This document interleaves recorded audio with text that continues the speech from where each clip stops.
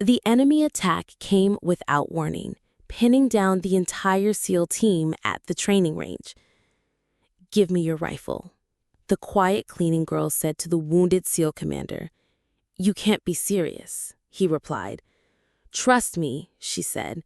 And what happened next stunned everyone. Meet Victoria.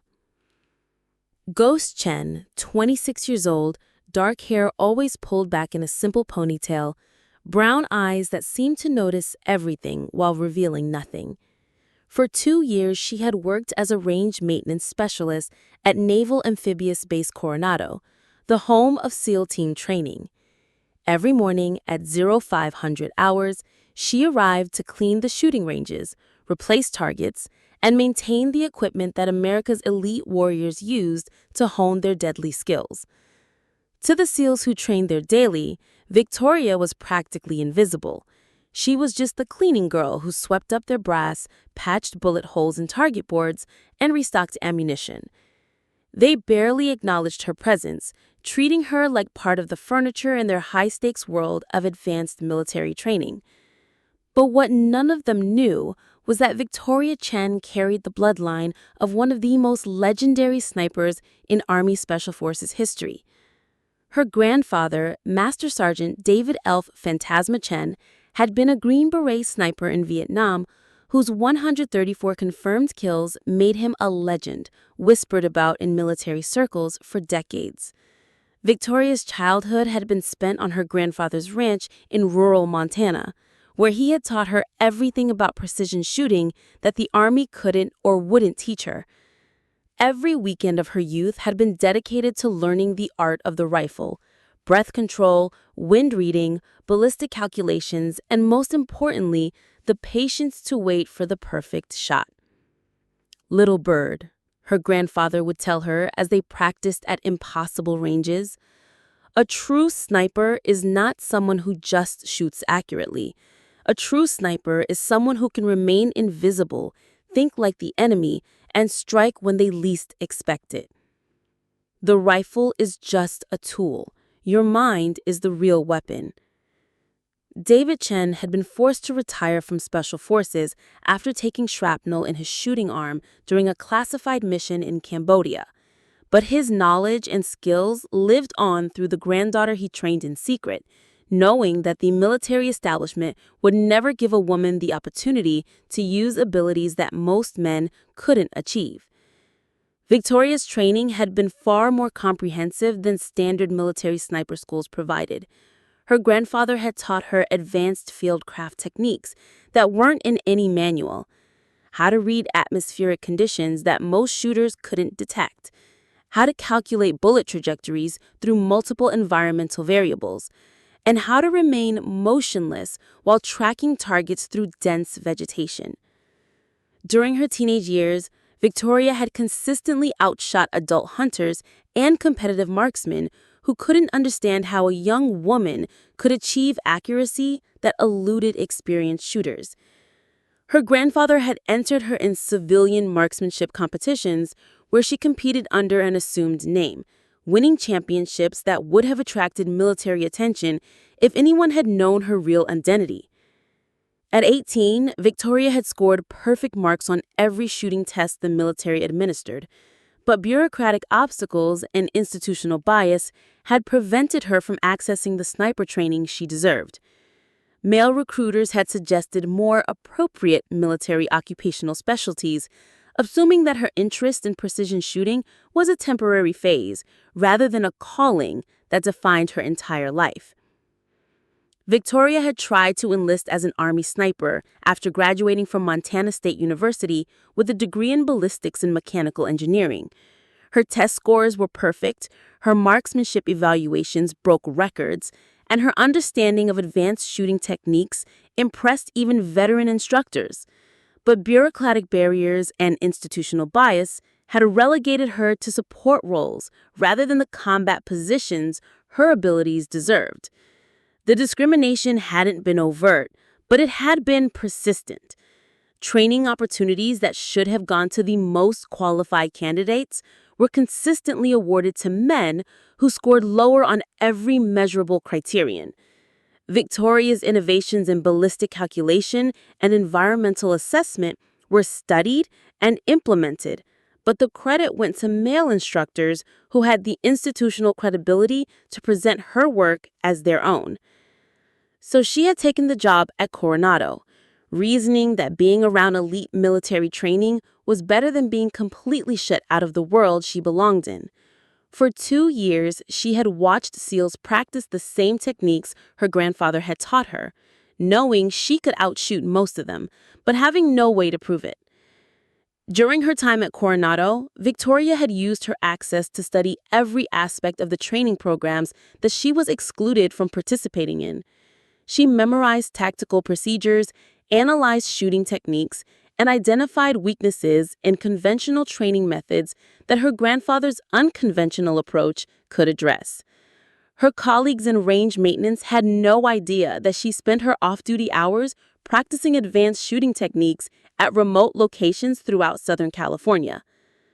Victoria had established relationships with civilian shooting ranges where she could train without military supervision, consistently achieving scores that would have qualified her for the most elite sniper programs if anyone had been willing to look past her gender and current job classification. Commander Ryan Steele Patterson was everything Victoria was not. Celebrated, respected, and given every opportunity to excel.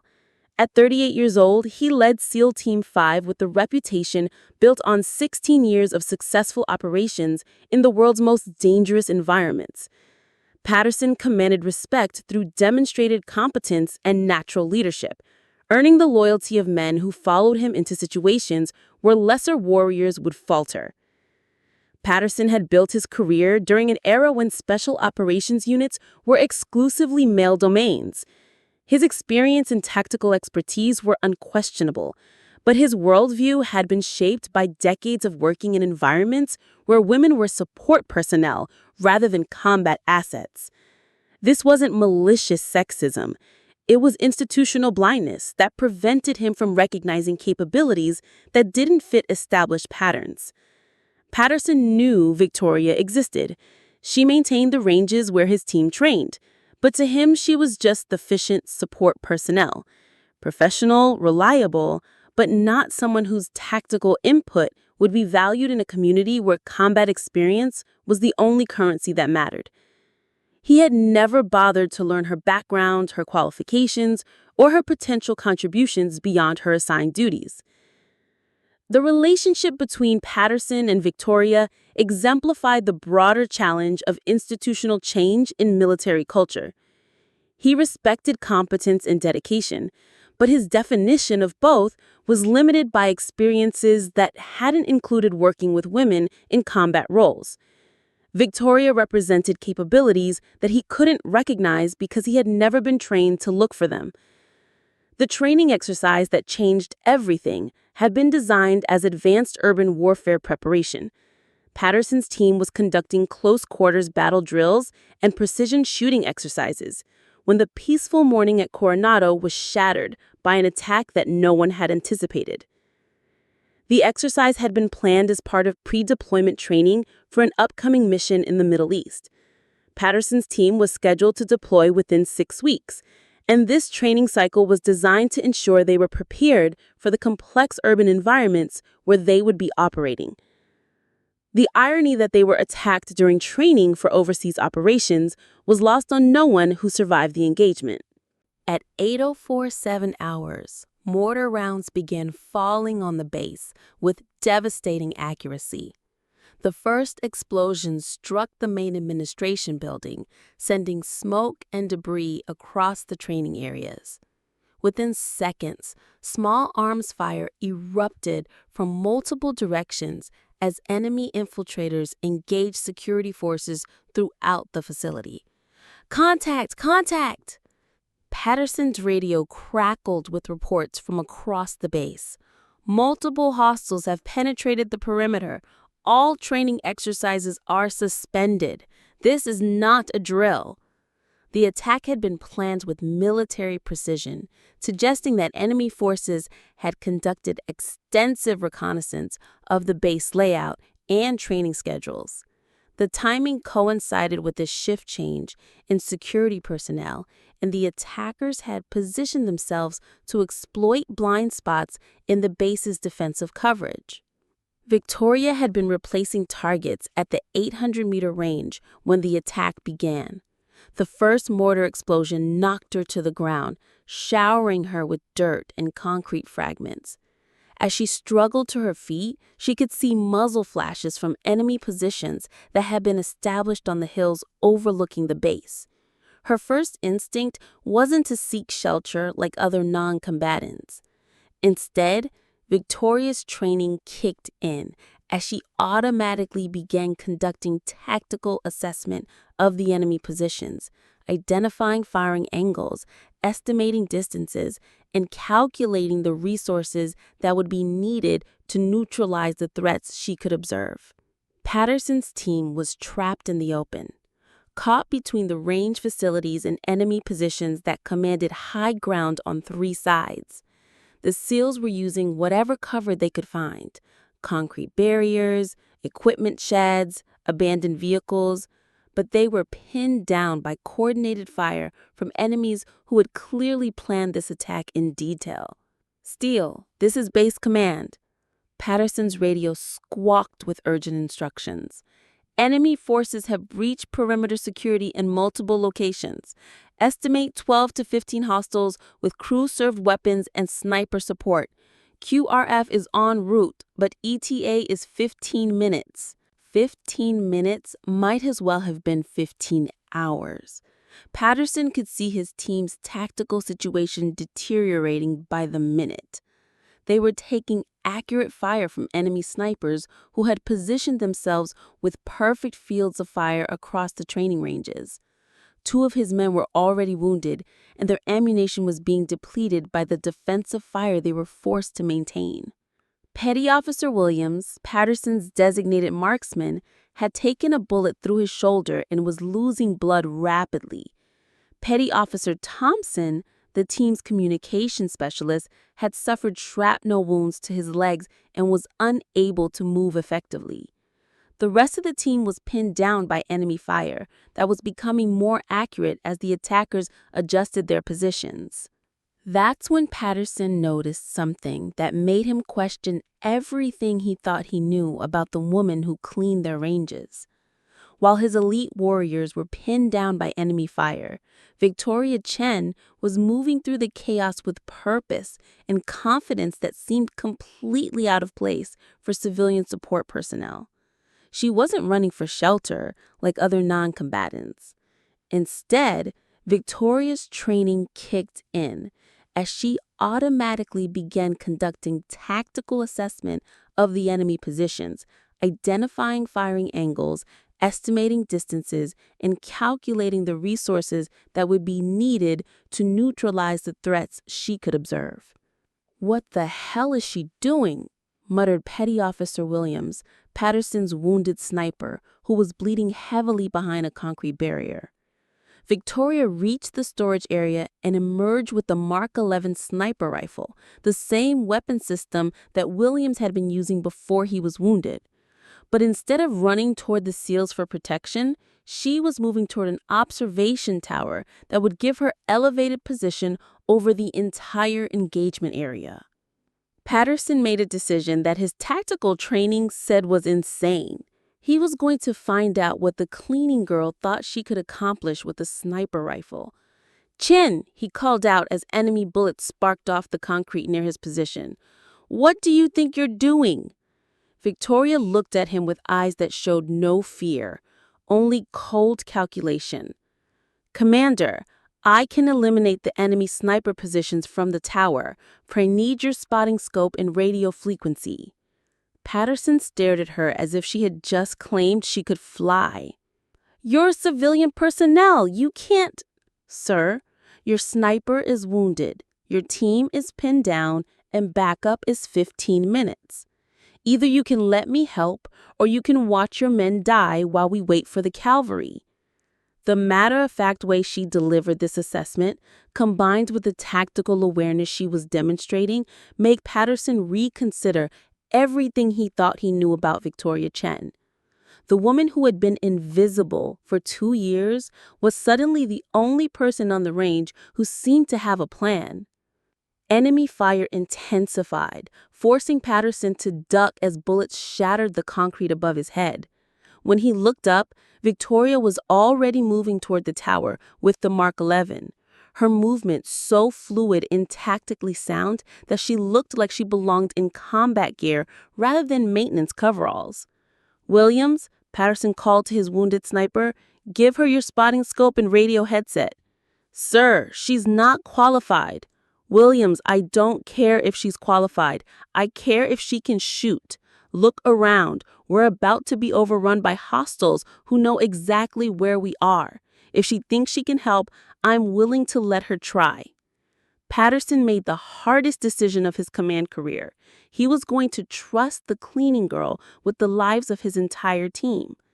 Victoria accepted the spotting scope and radio equipment with hands that weren't shaking. As she prepared to climb the observation tower, Patterson grabbed her arm and looked directly into her eyes. "Chen, if you can't do this, tell me now. I won't send you up there to get killed trying to be something you're not." Victoria's response came in a voice so calm and confident that it sent chills down Patterson's spine. "Commander, trust me. This is what I was born to do." What happened over the next 20 minutes redefined everything Patterson thought he knew about training qualifications and the difference between credentials and capability. Victoria climbed the observation tower under enemy fire, moving with tactical awareness that kept her invisible to the snipers who were systematically targeting his team. Once she reached the elevated position, her transformation from maintenance worker to precision shooter was so complete that Patterson began to understand he was witnessing something extraordinary. Through his binoculars, Patterson could see Victoria setting up the Mark 11 with the kind of methodical precision that took years to develop. Her shooting position was textbook perfect. Her scope adjustments were made with the confidence of someone who understood ballistics at a level that most snipers never achieved. "Overwatch, this is ground," Patterson called on the radio frequency Victoria was monitoring. "Target priority is the sniper position at 2 o'clock, approximately 600 meters. He's been keeping us pinned down for the last 10 minutes. "Ground, Overwatch. I have visual on target, calculating wind drift and elevation. Stand by." Victoria's voice over the radio was steady and professional, using terminology that military snipers trained for months to master. But more than just using the right words, she sounded like someone who understood the tactical situation and had a plan to solve it. The first shot came 30 seconds later. 600 meters away, the enemy sniper who had been terrorizing Patterson's team dropped instantly, his rifle tumbling from the position that had been perfectly concealed until Victoria's bullet found its mark. "Holy shit," whispered Petty Officer Davis, one of Patterson's youngest SEALs. "She actually made that shot." But Victoria wasn't finished. Patterson watched through his binoculars as she smoothly transitioned to her second target, another enemy sniper positioned on a different hilltop who had been firing at the base's main defensive positions. The second shot came 45 seconds after the first. Another enemy sniper eliminated with surgical precision that would have impressed instructors at the Navy's elite sniper schools. "Ground, Overwatch. 2 targets down. Identifying additional threats." Patterson keyed his radio with hands that were beginning to shake, not from fear, but from the realization that the woman who had been invisible for 2 years was systematically dismantling an enemy force that had his elite team pinned down. "Overwatch ground. Outstanding shooting. Continue engaging targets of opportunity." What followed was a masterclass in precision marksmanship that Patterson would remember for the rest of his career. Victoria identified and eliminated enemy positions that his team hadn't even detected, using shooting techniques that demonstrated training far beyond anything the military taught in conventional courses.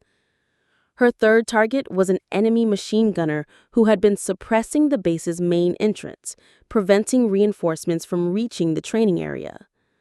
The shot required her to calculate bullet drop and wind drift for a target at 750 meters, who was partially concealed behind concrete barriers. The bullet found its mark with mathematical precision. Her fourth and fifth targets were enemy spotters who had been directing fire for the mortar team that was shelling the base. Victoria eliminated both spotters with shots that required her to predict their movement patterns and lead moving targets across broken terrain. By the time she fired her sixth shot, the enemy assault was collapsing. The coordinated assault that had pinned down an entire SEAL team was falling apart as their key personnel were systematically eliminated by someone they had never seen coming. Ground Overwatch. I count 6 confirmed enemy KIA.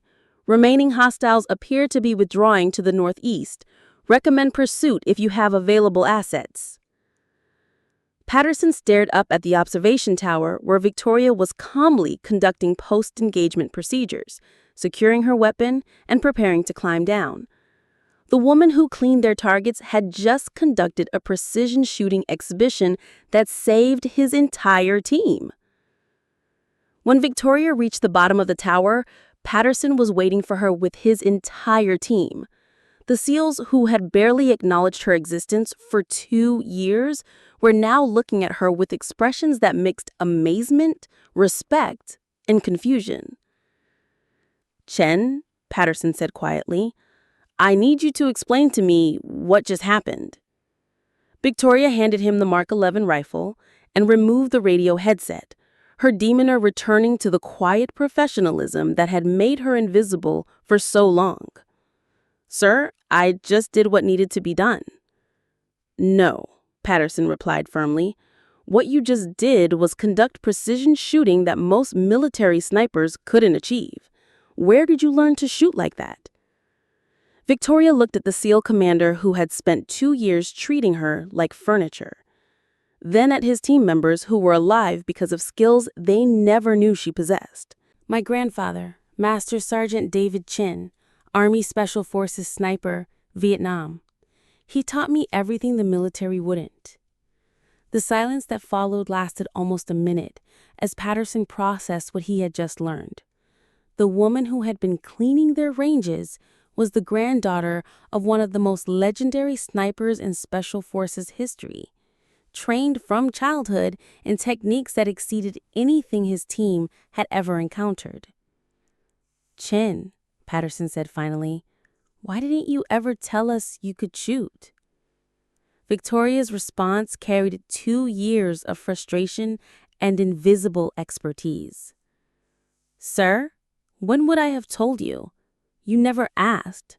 To all of you, I was just the cleaning girl who replaced your targets. Nobody was interested in what else I might be able to do." The quick reaction force arrived 15 minutes later to find the enemy attack completely neutralized and a SEAL team that had been fundamentally changed by discovering the warrior who had been hiding in plain sight among them. The after-action reports from the Coronado attack became classified case studies examined by Special Operations Commands throughout the military. Victoria's shooting performance was analyzed as a perfect example of precision marksmanship under combat pressure, demonstrating capabilities that challenged conventional assumptions about training and qualification.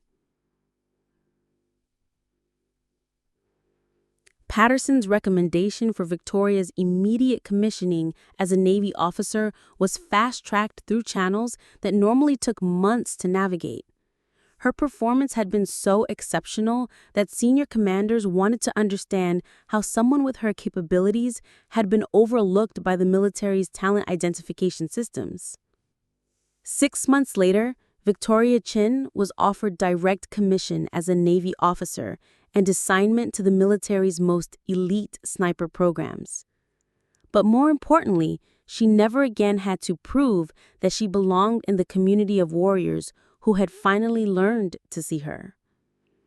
Commander Patterson became her strongest advocate, frequently telling other officers, "Chen didn't just save my team that day.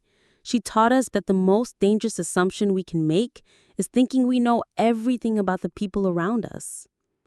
The relationship between Patterson and Victoria evolved from commander and support staff to mutual respect between professionals who understood that excellence transcended traditional boundaries. Patterson learned to value tactical input from sources he had previously overlooked, while Victoria learned to work within institutional structures that were slowly adapting to recognize capabilities that didn't fit conventional patterns. Today, Lieutenant Commander Victoria Ghost Chen runs the Navy's Advanced Marksmanship Training Program, teaching both male and female snipers that excellence has nothing to do with expectations and everything to do with preparation, meeting opportunity. Have you ever been invisible to people who didn't bother to learn what you were really capable of? Victoria's story reminds us that the most valuable assets are often the ones we overlook because they don't fit our preconceptions about where talent comes from. The SEALs who treated her like furniture learned that true capability doesn't announce itself. It simply performs when performance matters most. Sometimes the most elite warriors are the ones cleaning up after the people who think they're elite. If you believe that real strength often hides behind humble circumstances, share this story, because somewhere, someone extraordinary is being overlooked by people who can't see past their own assumptions about what greatness looks like. Victoria Chen didn't just clean the ranges, she was forged by them, waiting for the moment when invisible expertise would become the difference between life and death.